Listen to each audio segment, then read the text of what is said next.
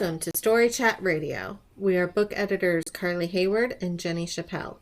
Every month we watch a different movie with an eye for storytelling and novel writing. We use our years of training and experience editing novels to break down each movie's storytelling elements to help you improve your novel in progress. Warning, Jenny ruins everything. Hey, you ruin things too.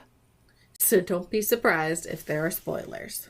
On this episode, we are discussing the Marvel superhero movie Shang-Chi and the Legend of the Ten Rings. Then we'll end with a critique of one lucky author's query.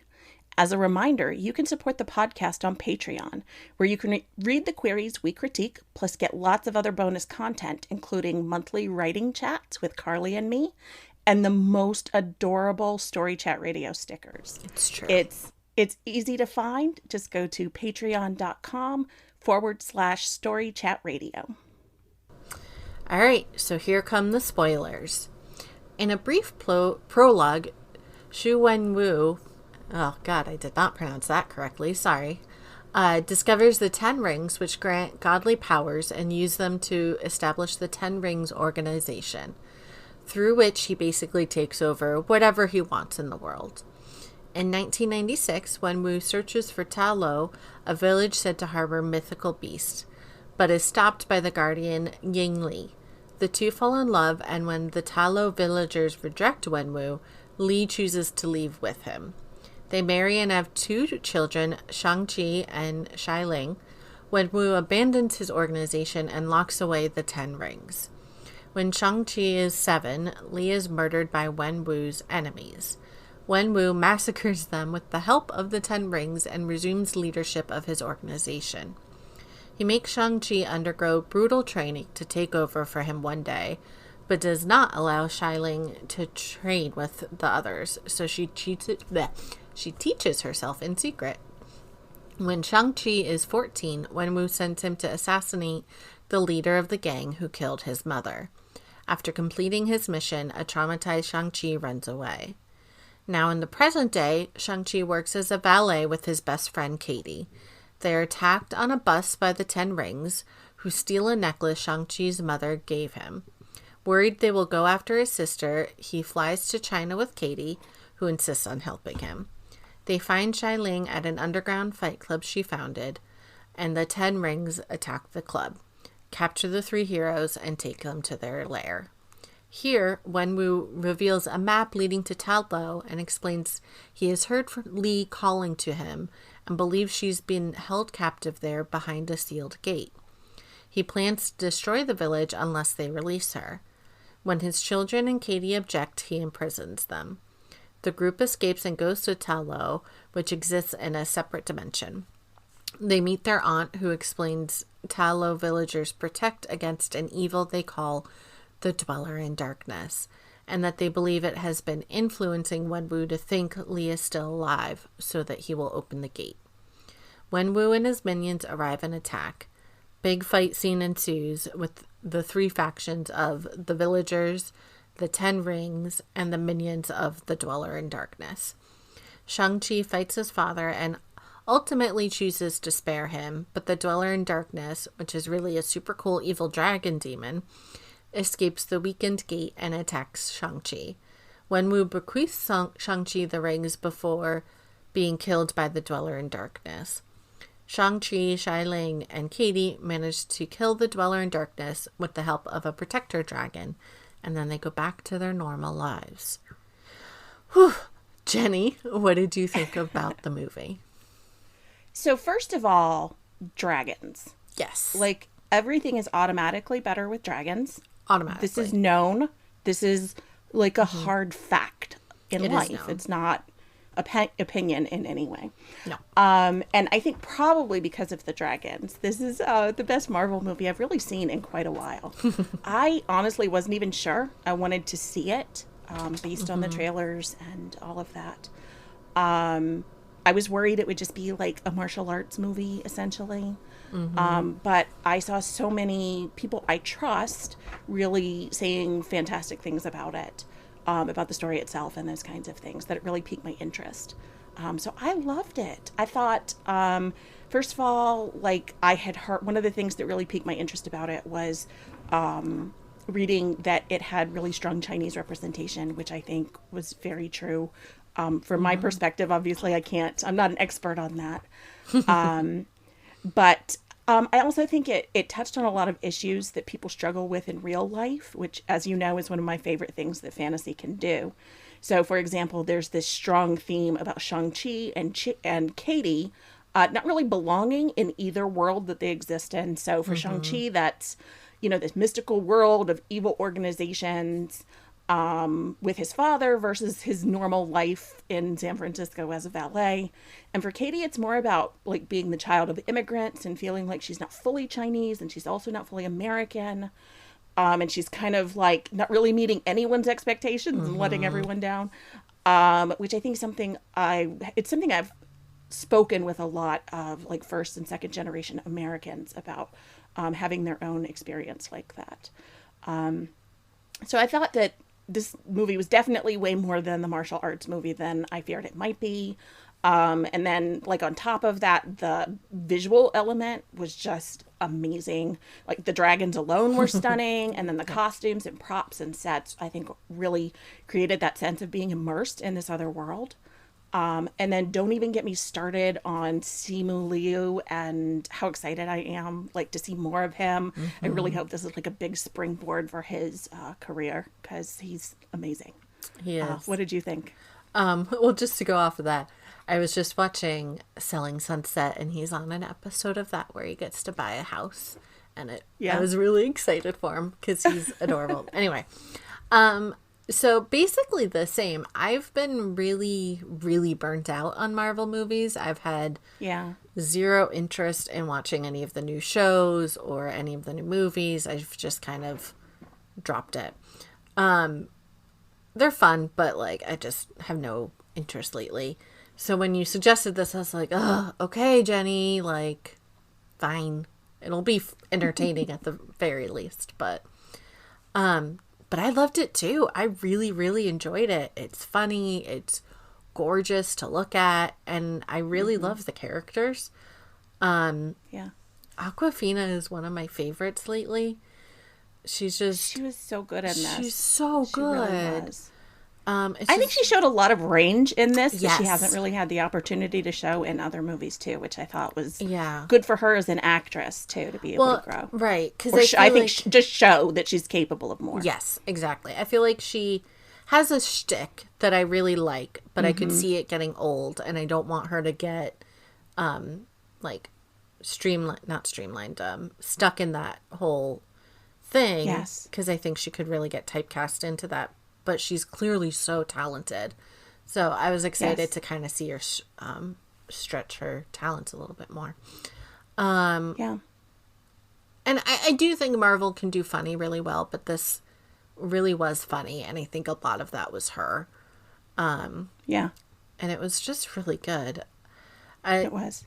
And it had so much heart, which was really nice. Like, I feel like sometimes Marvel can up the stakes so much that it doesn't feel relatable anymore. And this one somehow balanced that heart that felt real with the world-saving Marvelness. Yeah.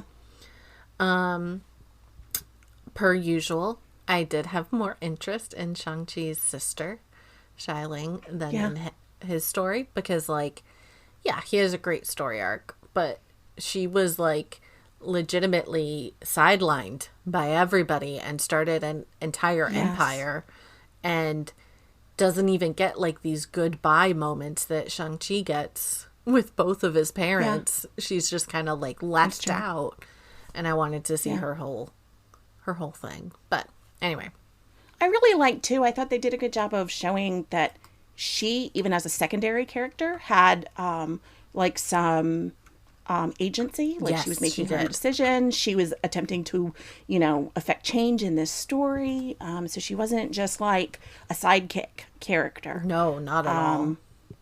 And the credit scenes, I won't spoil the credit scenes, but the credit scenes kind of, set up some interesting stuff for her too. So I'm kind of hoping we get a lot more of her in the future. Yeah. It seems like the only thing about the movie that I found disappointing was from a representation standpoint that they didn't give Shang-Chi a love interest. Because typically in a superhero movie, like, the main protagonist has a love interest, and it's very much a thing, particularly with Asian men, that they don't get to be like love interests in movies. So especially like the main character doesn't get to have like that romance aspect. So I was a little disappointed that they chose not to do that in this movie. Although, like, typically I would feel like it's fine for a movie not to have a romance subplot in it. You know, in this case, just because it seems like this movie, it has done for a lot of Chinese Americans what Black Panther has been like for a lot of Black Americans, you know, in giving them not only strong representation and a really good story, but also like, look, we can make these movies that are going to be fabulous. So I just kind of wish he had gotten that like love interest aspect in there too. Yeah, but that's it's a really minor thing. And in the story, I think it makes sense. Yeah. It would have really been upsetting if they had tried to, like, make him and Awkwafina romantic with each other. I mean, I do think they're gonna be romantic with each other. I will be surprised if they're not. Same. Like, it was definitely hinting at it. And they definitely made him sexy, I will say. Yeah. Like, they did not pull back from the sex appeal, at least. So, I agree, but had it not been because of those stereotypes, I would have thought that was perfect the way they were going into the totally romance. Same. Yeah. All right. So, what is something this movie does well that writers can use in their own work, Jenny? So what really stood out to me as I was watching it was how they represent emotional wounds in this story. I feel like emotional wounds are one of the things that I talk about like so much. Constantly. In my editing, you know, in my consultations and coaching, you know, kind of across the board, anything where I'm talking with authors, emotional wounds almost always come up. And like I said a minute ago, I was super impressed with the depth of this story. And I think a big part of it came back to those emotional wounds. All of these characters have real issues they're trying to work out. And on a storytelling level, it really stood out to me that the main character and the main villain are essentially two sides of the same coin. Even when it comes to their emotional wounds and their goals as characters, their sort of internal goals as characters. So there's a lot to mine there, especially since they're father and son. So there's also this whole like Oedipus thing to think about and a bunch of mythological and hero's journey kind of stuff that I do not think we're really going to get into in this episode. Let's not. But I think that can make for really compelling storytelling. So the classic example for me is Professor X and Magneto in the X-Men. Maybe because I love Patrick Stewart and Ian McKellen in those movies that I refuse to think of as old, even though they kind of are. But they're really, you know, they both really want the same thing, but they go about trying to achieve that goal in very different ways. And I can see that in these characters as well. And I think it comes back to those emotional wounds, and just kind of who they are. So the emotional wound is, you know, a really foundational element for a character. It affects everything they're going to say and do in a story. And it's a huge part of what makes characters feel psychologically real to readers. So it really helps us identify and engage with characters, even characters we may not like. So I am looking at you, Wen Wu. I thought you were going to say, I'm looking at you, Carly. I was like, why? Yeah, you're a character I don't like, man. I know. I think it's also important to note that every important character needs an emotional wound. Even those who may not really change over the course of a story. So your villain may not have a change arc. Your protagonist may not have a change arc. But they still need to have that emotional wound one way or the other. Yeah, agreed. So what is a character's emotional wound? I've heard an emotional wound referred to as your character's ghost from the past. I think it was K.M. Wayland who said that, or at least that's the first place I saw it. But I'm sure other people have said it before. And it's really a great descriptor. So if you think of Scrooge in A Christmas Carol, he has a literal ghost from the past bring him to see the wounds that have been festering his whole life. The fears that he holds on to and the lie he's been telling himself. So now that I think about it, why didn't we do that movie for this, Jenny? We should have done the 3D Jim Carrey version. I was going to say the Muppets version, but whatever floats your boat. That would be great too. Yeah. Or maybe Scrooged with Bill Murray. Oh boy, that movie. All right, anyway. An emotional wound is basically a negative event or series of events from your character's past that colors the way they see things. It causes pain on like a deep psychological level. They're usually caused by someone close to the character and often have been festering for years. We could basically give you a million examples of emotional wounds because there's a million ways that people can be hurt. We all as humans have emotional wounds. It's a part of life. So your character needs one too. They need something in their past that was harmful and that they must grow to overcome that past event. So you can kind of even think of your book or your plot as like therapy for your character. Really terrible therapy, but therapy that forces your character to overcome their emotional wound. Something they need to learn how to get past. Because basically your emotional wound is just pain. That's the most trauma. simple pain. Little and T trauma anyway. Yeah, exactly. Yeah, I think that's a really great description. And I think what makes emotional wounds really important to a story is that they work together with the plot to create like the backbone of your story. Ideally, the plot should really trigger your protagonist's emotional wound. So think about your own life and those like deep, painful things you try to suppress just to like get through your life. It is freaking hard to address those under really any circumstances. And we all know that lots of things can bring up those difficult emotions and those memories all the time. So in a story, what basically needs to happen is that you have this character with this emotional wound that they're trying really hard not to think about. But what they have to do to suppress that is causing real problems in their life. So, for example, if someone was bullied really badly when they were a child, they may have a difficult time trusting people, like with their feelings and being vulnerable with people. So it might cause them to push people away. A really good plot will force that character to acknowledge that they are this way, to examine why they do this, and eventually to make a decision to try to overcome it or not. And then the icing on the cake is when their emotional wound is tied to the skills they have to uncover or learn in order to resolve the main conflict. So in this example, the protagonist would have to deal with this lack of trust in some manner in order to achieve the goal of the main plot. Depending on the story and its structure, this may or may not end up being like a change arc. But the best stories are the ones where the main character does confront that internal pain because of the events of the plot. Yeah. So where do you find the emotional wound? How do you figure it out? You can find it in a couple ways, depending on what makes sense for you and your brain, because everyone works differently. You can start at the end where you want your character to end up, or you can start at the beginning where your character is currently. So a few months ago, we did an episode on Get Out and satisfying endings. In that episode, we talk about creating a satisfying ending through a character arc, which includes the goal, the lie, and the truth.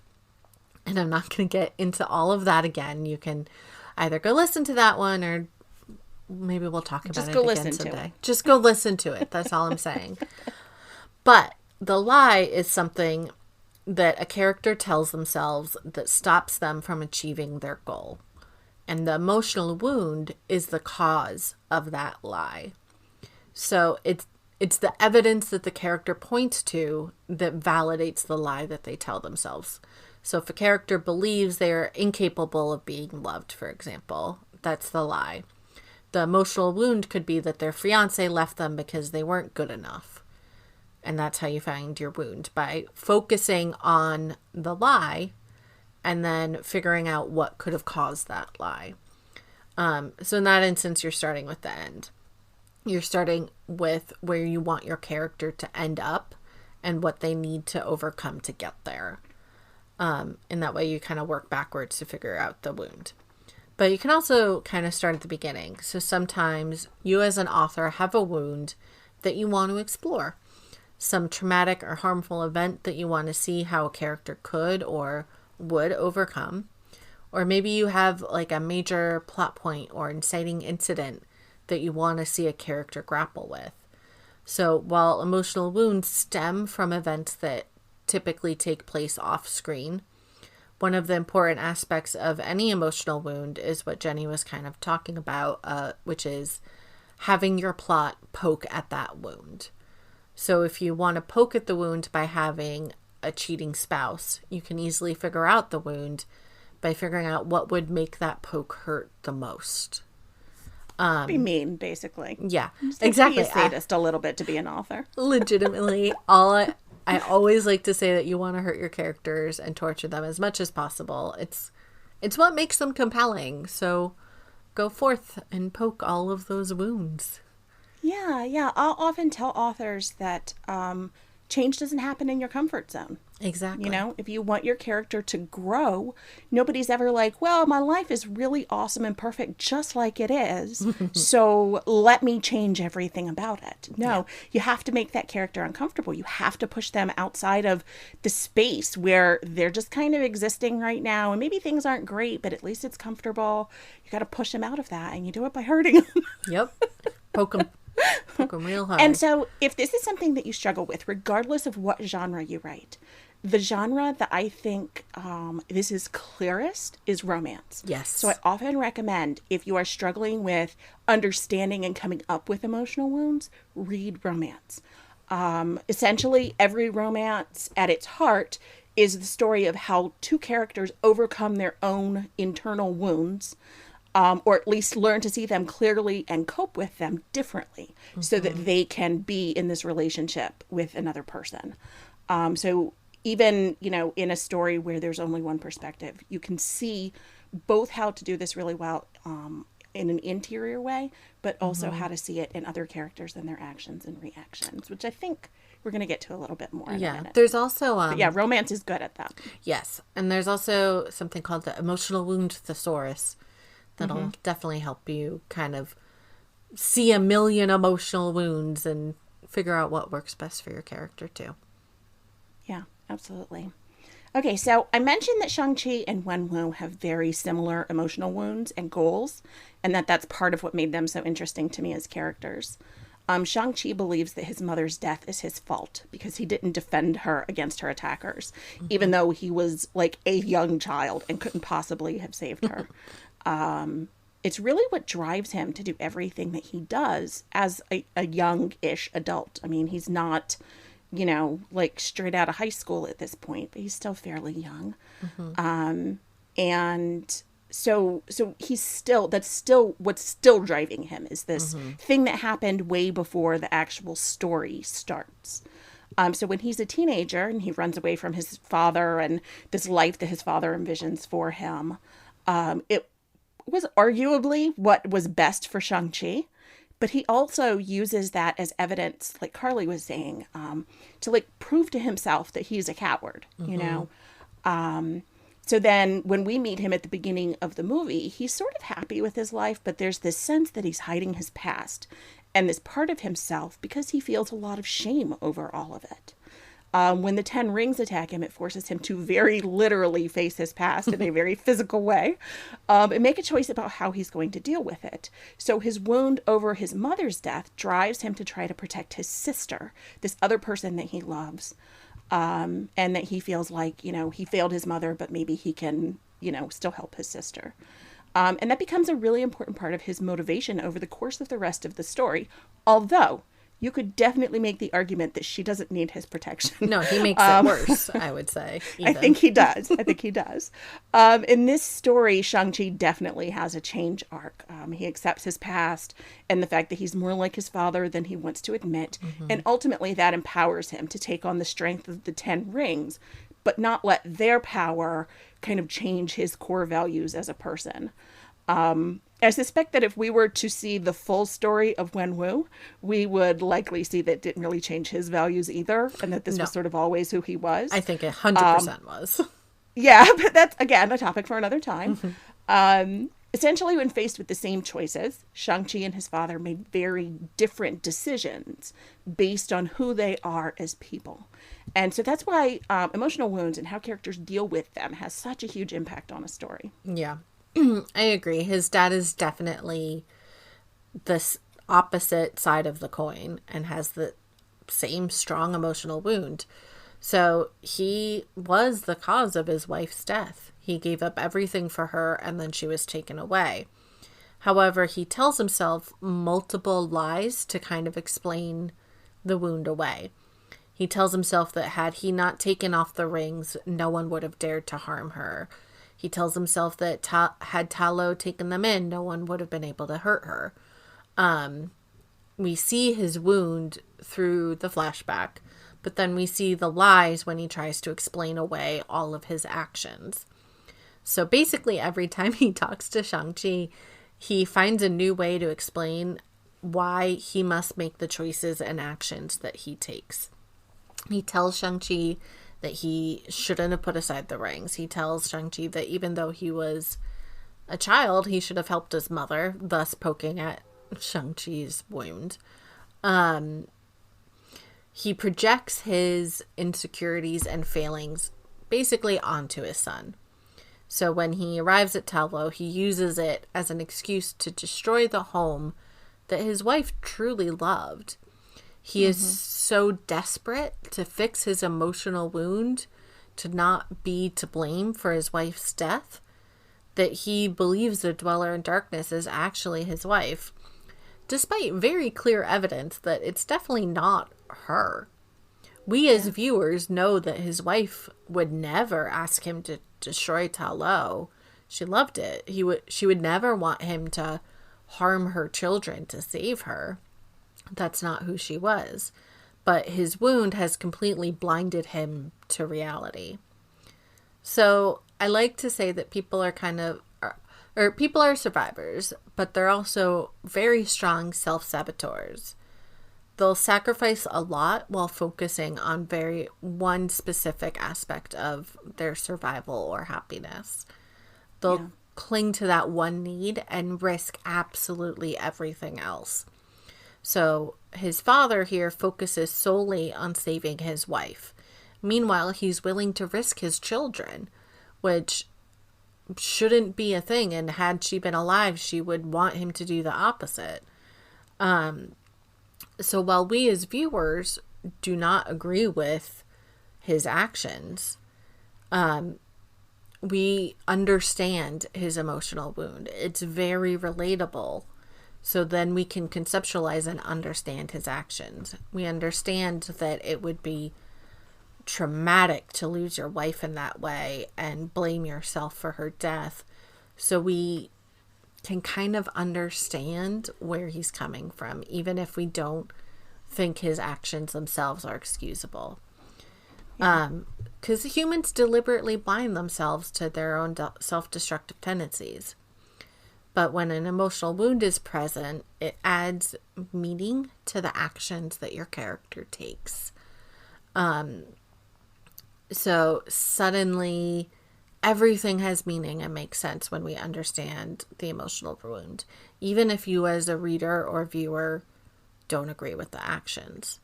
Shang-Chi takes actions that have meaning and the viewer agrees with them for the most part. But his father takes actions that have meaning and the viewer doesn't agree with them. But because it has meaning, and that meaning comes from the emotional wound, it makes sense and it is believable and it is understandable. And that is what that strong emotional wound can give you. It can allow your villain or any character to be believable and compelling, even if your readers hate them or disagree with them. It makes them relatable. It really brings to mind how you, Carly, are always saying about all narrators being unreliable narrators. And I think it would be very interesting to see these two stories told from these two characters' separate points of view. This character, Wen Wu, is definitely a villain who thinks he is in the right. He is not trying to sort of create chaos just for the sake of being evil or anything. He has a very strong, and in his mind, moral even, motivation behind what he's doing. He is attempting to save the love of his life, which, in any kind of context is going to feel good and right. And so, if this story were told from his point of view, I think we would feel very differently about him as a character. Yeah, it would be everyone else. Now I kind of want to see that. I know. But right, he thinks everyone else is just blind to the truth, and he's right. And we understand that as viewers. Yeah. Yeah. Well, and I think it really speaks to what your character's personality is like, how they deal with this emotional wound. So Shang-Chi is basically a helper. Yep. He, wants to help people. He wants to do the right thing. Even his job as a valet is a service job. Whereas it seems like his father has much more selfish motivations and also has a tendency to blame other people rather than himself for his own shortcomings. And so these two aspects of their personalities is really a big part of how they approach their emotional wound and how it, forces them to make different decisions and those kinds of things because they really see the world very differently. Yeah. So this is all fine and good for a movie. How do you show that in your writing? One thing we discuss over and over in this episode and on previous shows is the need for that psychologically sound motivation. We don't necessarily have to agree with the character, but we need to at least understand how they came to the place they're in emotionally. Wen Wu isn't really a sympathetic character at all, but we can really see his pain over his wife's death and how he genuinely believes that he could have prevented it and he can save her now. We can sympathize. Better yet, we can empathize with that. If you have ever lost a loved one, you go through a period where you genuinely feel like you would be willing to do literally anything to bring them back. So I think, that makes his motivation feel real. So how do you show that motivation, though? What words do you put on the paper and where do you put them down? Through this episode, we both keep mentioning the decisions that the characters make. Authors sometimes talk about how characters just sort of take over a story and do what they want. But the truth is that readers can tell when a character's motivations don't line up with their choices and their actions. So if you establish an emotional wound, we need to see how that connects through their choices and their choices and their actions. So these two elements are your greatest tools to show a character's emotional wound: the choices they make and the actions they take. On some level, everything they decide and everything they do needs to come back to this pain they're trying to hide and having to face. So that's the big picture element. In the big picture of a story, your characters need to make their decisions and they need to take action from that place of pain. And again, here you're going to take into account what is their general personality, what is their life experience, how does that shape those choices that they make based on that emotional wound, because we all respond to those things a little differently. On a scene level, we need to see how the characters' reactions and interiority reflect their emotional wound. So, in other words, you want to use their thoughts, their emotions, their visceral responses. Show them weighing their options and how they come to the decisions that they end up going with. Guide the reader down the path to make the connections between what the character is experiencing inside and how that is reflected through their external actions and decisions. That's how we end up with stories, like Carly said, where we care about not only what happens, but also why it matters to the characters. Yeah, I think that's a great description. It's all about creating the pain and then using that pain to dictate their actions as you poke at their pain. Is that a good summary? Yes. It's a weird summary. Yes. And I think that in terms of actually, writing it into the story, it's about showing what's going on in their heads and in their hearts and in their bodies. So, like, what are they thinking and feeling that is making that connection between this happened and it triggered this emotional wound. So now I'm feeling this kind of way about it. And that's what's making me make the choices that I do. Exactly. Seeing that chain of reaction within them is, I think, really, really important to understanding a character's motivations. Agreed. All right, so that brings us to our query for the month. Our query this month is a middle grade science fantasy. Carly, what are your thoughts on the query? So the setup of the story is so cute and interesting. They pulled me in right away, but then it feels like we get really caught up in the setting and the world, and we lose focus on the plot and the stakes. So who is the character and why is she the one to save the world? What makes her compelling? We obviously don't want to get into exactly what her emotional wound is, but we need to know why she's special and what we can connect to with her on an emotional level. Basically, we're missing that piece that connects us to your character. So the story sounds like a fun romp through a fun world, but we're missing an emotional connection. So you can create that emotional connection by either upping the personal stakes so that it's not just about saving the world writ large. And you can also do it by upping the personal conflict. So it's not only a conflict for, again, people at large, but your character more specifically. What do you think?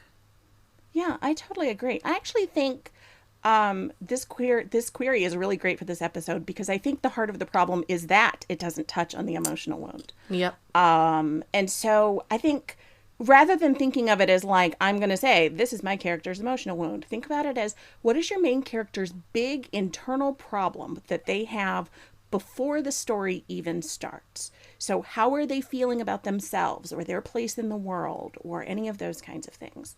What does she need to learn, or how does she need to grow over the course of the story in order to resolve the main conflict? And then, like Carly said, what happens if she fails? Or like if she just doesn't do the thing? What would she lose? Give an idea of how that will impact your protagonist and how she sees herself and her world. And then lastly, in that final dilemma of like, she has to choose this or this terrible thing is going to happen, show us how she has to confront that emotional wound. Again, kind of using that same thing. So you're going to almost do like a callback to that big internal problem that really, ideally, I like to see that in the first chapter or the first paragraph of the summary. Yeah. Just kind of giving us that idea of like, her life is great except for this.